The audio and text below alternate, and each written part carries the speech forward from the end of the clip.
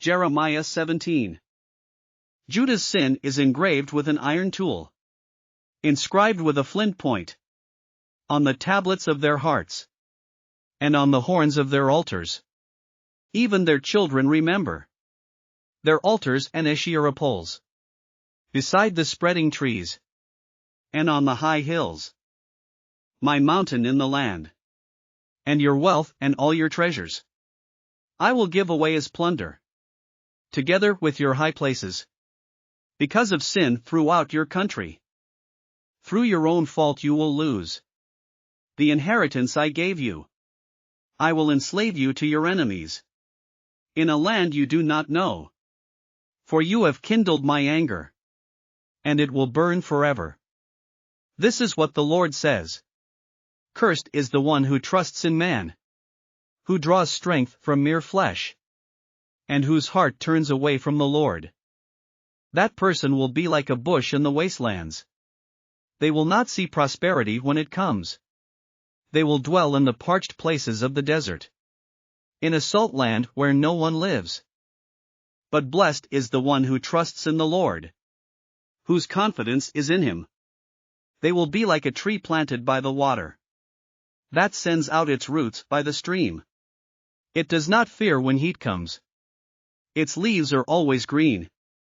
It has no worries in a year of drought, and never fails to bear fruit. The heart is deceitful above all things, and beyond cure. Who can understand it? I, the Lord, search the heart, and examine the mind, to reward each person according to their conduct, according to what their deeds deserve. Like a partridge that hatches eggs it did not lay, are those who gain riches by unjust means. When their lives are half gone, their riches will desert them, and in the end they will prove to be fools. A glorious throne, exalted from the beginning, is the place of our sanctuary. Lord, you are the hope of Israel. All who forsake you will be put to shame. Those who turn away from you will be written in the dust, because they have forsaken the Lord, the spring of living water. Heal me, Lord, and I will be healed. Save me, and I will be saved. For you are the one I praise. They keep saying to me, where is the word of the Lord? Let it now be fulfilled. I have not run away from being your shepherd. You know I have not desired the day of despair. What passes my lips is open before you. Do not be a terror to me. You are my refuge in the day of disaster. Let my persecutors be put to shame, but keep me from shame. Let them be terrified, but keep me from terror. Bring on them the day of disaster. Destroy them with double destruction. This is what the Lord said to me, go and stand at the gate of the people, through which the kings of Judah go in and out, stand also at all the other gates of Jerusalem. Say to them, hear the word of the Lord, you kings of Judah and all people of Judah and everyone living in Jerusalem who come through these gates. This is what the Lord says, be careful not to carry a load on the Sabbath day or bring it through the gates of Jerusalem. Do not bring a load out of your houses or do any work on the Sabbath, but keep the Sabbath day holy, as I commanded your ancestors.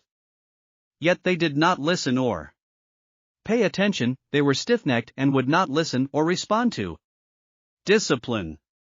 But if you are careful to obey me, declares the Lord, and bring no load through the gates of this city on the Sabbath, but keep the Sabbath day holy by not doing any work on it, then kings who sit on David's throne will come through the gates of this city with their officials.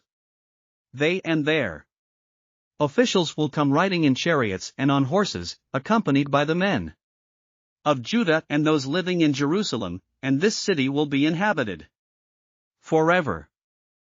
People will come from the towns of Judah and the villages around Jerusalem, from the territory of Benjamin and the western foothills, from the hill country and the Negev, bringing burnt offerings and sacrifices, grain offerings and incense, and bringing thank offerings to the house of the Lord.